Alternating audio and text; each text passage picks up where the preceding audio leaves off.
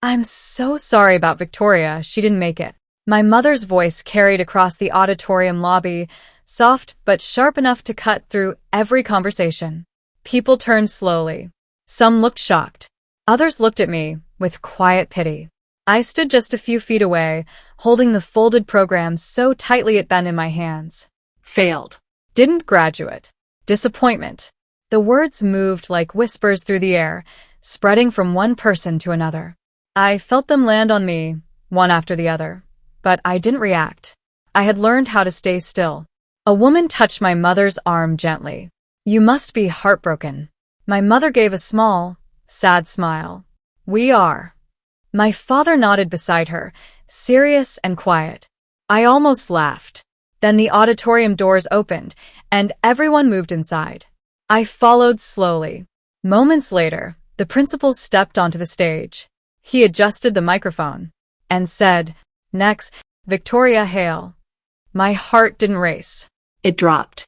The sound of my name didn't feel exciting. It felt wrong, like something had gone out of order. The room shifted instantly. I felt it before I even looked up. The same people who had just been whispering now turned again, but this time with confusion. My mother froze. The sad expression on her face cracked slightly. My father leaned forward, blinking like he had heard something impossible. I sat still. Maybe I imagined it. But then, the principal said it again. Victoria Hale. Clear. Slow. Certain.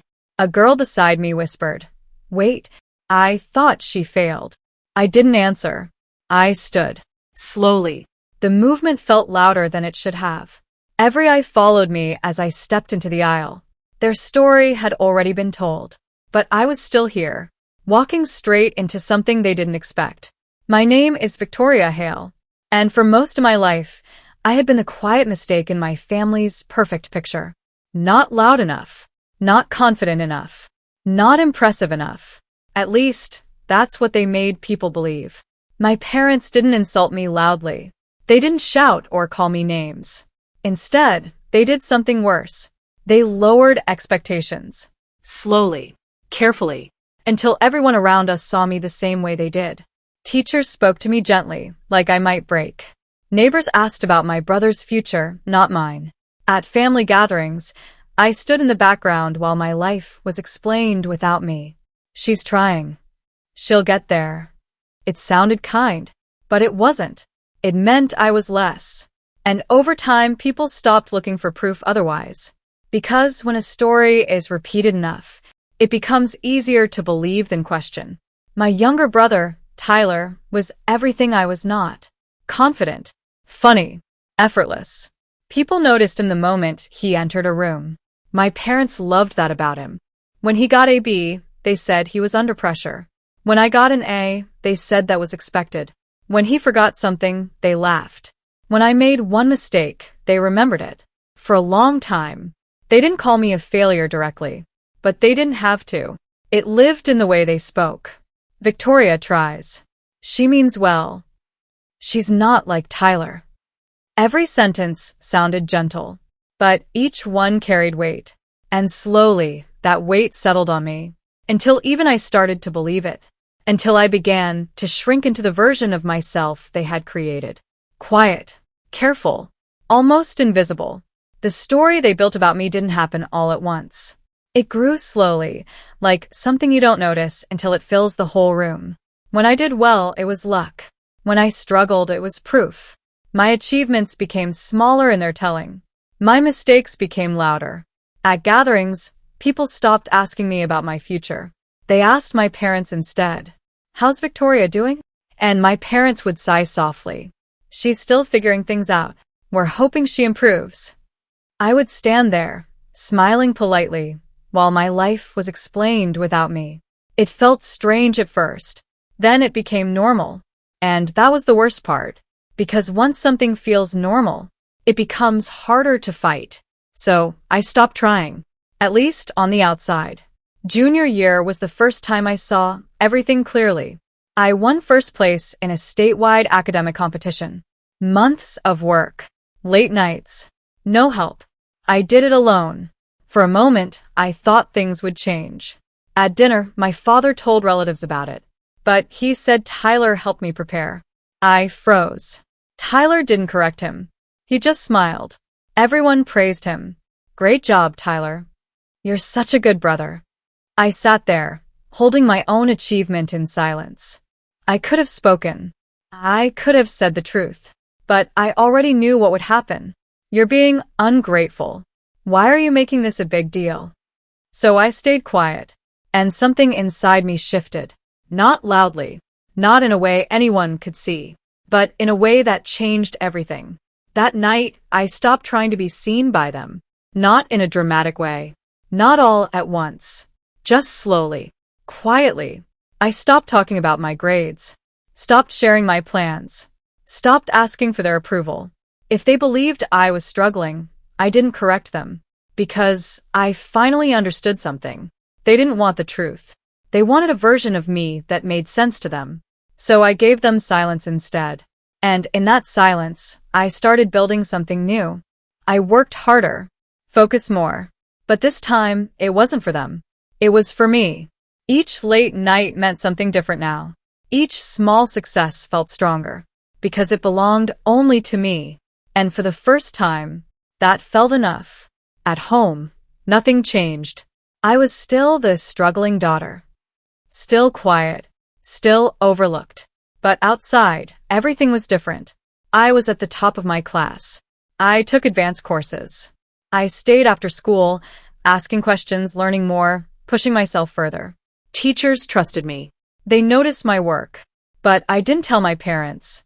I applied for scholarships quietly, wrote essays late at night, planned my future in silence. No applause. No recognition.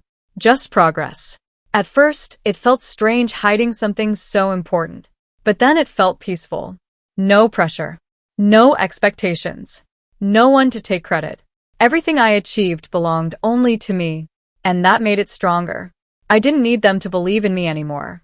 I only needed to keep going. Senior year came quietly. No excitement from home.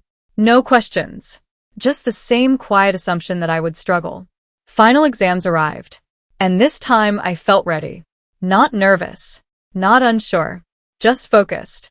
I walked into each exam with calm confidence. I knew what I had done. I knew how much I had prepared. When it was over, I felt something new. Certainty. But I didn't tell them. At dinner, they talked about Tyler's future. His plans. His opportunities. No one asked about mine. And I didn't offer. Because I understood something clearly now. Truth didn't matter to them. Only the story did. And their story about me was already decided. So I let it stay. For now. 3 days before graduation, I overheard it. My mother was in the kitchen on the phone. I stood in the hallway, just out of sight. She didn't pass, we're still processing it. Her voice sounded soft. Sad. Convincing. Like she believed it herself. I didn't move. She's taking it hard. Another lie. I felt something shift inside me. Not anger. Not pain. Just clarity. This wasn't a mistake. It was a choice. She had decided my story again. And now she was telling everyone. I stepped back quietly. My heartbeat stayed steady. Because something inside me had already decided. I wouldn't stop her. That same evening, I opened my laptop. There was an email waiting. Subject line. Valedictorian selection confirmation. I stared at it for a long time. Read every word slowly. Then again. It didn't feel like excitement. It felt like something settling into place. All the work, all the silence, it had led here. I closed the laptop carefully. Downstairs, I could hear my parents talking. Probably about me. I didn't go to them. Didn't say anything. Because for once, I wanted the truth to arrive without my voice. I could have told them everything. Shown them the email. Corrected every lie. But I didn't. Because I knew what would happen. They would change the story. Pretend they always believed in me. Rewrite everything. And I didn't want that. I wanted the truth to stand on its own. Clear. Undeniable. So I stayed silent. Let them continue. Let them invite people. Let them prepare for disappointment. Because this time, I wasn't afraid. I was ready. Graduation day arrived. My parents invited everyone, relatives, friends, neighbors, people who had already heard the story, people who expected failure. I got dressed slowly, wore my gown, adjusted it carefully, looked at myself in the mirror. I didn't look different, but I felt different. Calm. Certain. Ready. Downstairs, my parents moved around quietly. My mother avoided my eyes. My father barely spoke. They had already decided what today meant, and I let them believe it. The auditorium felt heavy, like something unspoken filled the air. People looked at me longer than usual. Whispers followed. That's her. So sad. My mother stood near the entrance, greeting people with soft smiles. She looked like she was carrying something painful, like she was strong for everyone else. I watched her for a moment, then looked away, because I understood something now. This wasn't about truth. It was about image. And today, that image would break. I took my seat among the graduates. Hands folded, back straight. The stage lights warmed my face. The noise of the crowd faded. For the first time in my life, I wasn't afraid of what they thought. I didn't feel small. I didn't feel judged, because I already knew the truth. And that was enough. I glanced once at my parents. They sat stiff, waiting for my absence, waiting for their story to be confirmed. But I sat there, still, Calm. ready. And for the first time, I wasn't the version of me they believed in. I was the version I had built. The ceremony began slowly, almost too calm for everything building beneath the surface. One by one, names were called. Each student walked across the stage. Families cheered loudly. Some stood, waving, clapping, celebrating. I watched quietly. Each name felt like a step closer to something that had already been decided, but not by them. I glanced at my parents again. They didn't clap. They didn't smile. They sat stiff, almost tense, like they were waiting for something important. Not my success. My absence. I could see it clearly now. They expected my name to be skipped. Expected the silence that would confirm everything they had told people. A final proof. A quiet ending. But as each name passed, that moment didn't come. Instead, the list grew shorter. And the air in the room grew heavier. Because something was about to happen, and they didn't see it coming. Then, the principal stepped forward again. He adjusted the microphone slowly, like he wanted everyone's full attention. And now, he said, pausing just long enough to pull the room into silence. Our valedictorian. The word hung in the air. Important. Final. Everyone leaned forward slightly. Even the restless students became still. This was the biggest moment of the ceremony. The name that mattered most. I felt my mother shift in her seat. She leaned forward too, just a little, expecting someone else. Expecting a name that made sense. A name that matched the story she had told everyone. Not mine. Never mine. The principal unfolded a sheet of paper. Looked down. Then up again. And for a split second, everything felt suspended. Like the entire room was holding its breath. Victoria Hale. Silence. Not the normal kind. The kind that comes before applause. This was different. Heavy. Confused. Then the whispers started. That can't be right. I thought she failed. I heard her parents say. The words spread quickly, louder this time. No longer careful. My mother shook her head slightly, like she was trying to reject what she heard. My father pulled out his phone, scrolling fast, his fingers tight. Then something unexpected happened. A teacher near the front stood up first. Clapping. Loud. Firm. Others followed. More clapping. More voices. But beneath it, the confusion still moved through the room. Because people were starting to realize. They had been told something that wasn't true. And it had come from the people who should have known best. I stood slowly. Not rushed. Not uncertain. Every movement felt controlled, like I had already lived this moment in my mind. I stepped into the aisle and began to walk. Each step felt steady, but inside, something deeper shifted. Something that had been quiet for years was finally rising. I could feel eyes on me. Not pity. Not doubt. Attention. Real attention. As I passed my parents, I saw it clearly. My father's jaw was tight, locked in place. My mother's hands were trembling in her lap. Then I heard it again, closer this time. Didn't they say she failed? They told us that this morning. The words didn't stop. They spread. And for the first time, their story wasn't protecting them. It was exposing them. And I kept walking. I reached the stage. The principal smiled as he handed me the certificate. But he didn't stop there. He turned back to the microphone. Victoria has maintained the highest academic record in the school. The room reacted immediately. More applause. Stronger this time. Then he continued. She has also been awarded a full 4-year scholarship to Stanford University. The reaction grew louder. People stood, clapping harder. But then he added something else. She was also accepted into 2 other top programs, but chose her path carefully. That shifted everything. Now people weren't just impressed. They were surprised. Deeply. I looked out at the crowd. And for the first time, I saw it clearly. Not pity. Not doubt. Respect. And behind that, realization. I stepped to the podium. The microphone felt cool beneath my fingers. I looked out at the crowd, taking in the faces, some shocked, some proud, some quiet. I learned something this year, I said. My voice came out steady, clear, stronger than I expected.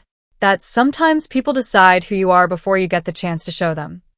The room stayed silent, listening. And sometimes, even when you try to explain, they don't hear you. I paused, letting the words settle. So instead, you grow quietly. My hands rested on the podium. Calm. Focused. Until the truth becomes too loud to ignore. A small movement passed through the audience. Understanding. Recognition. I didn't look at my parents. I didn't need to. Because this moment was no longer about them. The applause came again. But this time it felt different. Not polite. Not expected. It was real. People stood. Some clapped longer than others. Some looked at me like they were seeing me for the first time. I stepped back from the podium slowly. And that's when I noticed something else. People were turning. Not toward me, but toward my parents. Quiet conversation started. At first low. Then clearer. Why would they say that? That's not a small mistake. They told everyone she failed.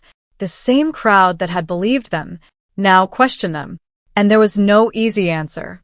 No way to fix it. Because the truth had already been revealed. Publicly. Clearly. And there was no going back. When I stepped off the stage, people came toward me quickly. Hands reached out. Voices filled the space around me. Congratulations. You did amazing. We're so proud of you. And then, I'm sorry for what we heard. That one stayed with me. I nodded politely, accepted it quietly, but I didn't explain. I didn't need to, because across the room, everything had changed. My parents stood alone. No one approached them. No one comforted them. The same people who once believed them now kept their distance. And, in that silence, their story collapsed completely. Not because I fought it, but because the truth had replaced it. And nothing could compete with that. I walked toward the exit slowly. The noise behind me faded with each step. Applause. Voices. All of it became distant. What remained was something quieter. Lighter. As I passed my parents, I felt it. My mother moved slightly. Her hand lifted just a little, like she wanted to stop me, like she wanted to say something. But she didn't. Maybe she didn't know how. Maybe there were no words left that would matter. I didn't stop. Not because I was angry. Not because I wanted to punish them. But because I understood something clearly now. I didn't need anything from them anymore. Not an apology. Not an explanation. Not even recognition. I kept walking.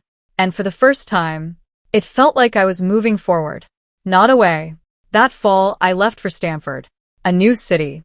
A new life. No labels. No expectations.